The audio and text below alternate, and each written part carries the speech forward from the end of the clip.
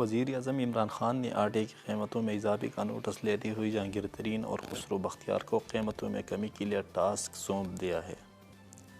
ذرائع کے مطابق وزیر اعظم عمران خان نے آٹے کی قیمتوں میں اچانک اضافے کے معاملے پر 2 رکنی کمیٹی کو وزیر اعلیٰ پنجاب عثمان بزدار اور وزیر اعلیٰ KPK محمود خان سے مشاورت کرنے کی ہدایت کی ہے۔ ذرائع کا کہنا ہے کہ وفاق نے پاسکو کو کوٹے کی KPK کو 1 لاکھ ٹن گندم فراہم کرنے کا فیصلہ کیا ہے، جبکہ رواں سال 3 لاکھ ٹن گندم درآمد کرنے کا بھی فیصلہ کیا گیا ہے۔ واضح رہے کہ آٹا چکی ایسوسی ایشن نے قیمت میں 6 روپے فی کلو اضافہ کر دیا ہے، جس کے بعد چکی آٹے کی قیمت 64 روپے سے 70 روپے فی کلو ہو گئی ہے۔ قیمت میں پہلے بھی 4 روپے اضافہ کیا گیا تھا۔ چکی ایسوسی ایشن کا کہنا ہے کہ اوپن مارکیٹ سے گندم 2000 روپے فی من ملتے ہیں۔ فلور میلز کو وہی گندم 1350 روپے میں فراہم کی جاتی ہے۔ بجلی کی قیمتوں میں اضافے کے بعد آٹے کی قیمت میں اضافہ کیا گیا ہے۔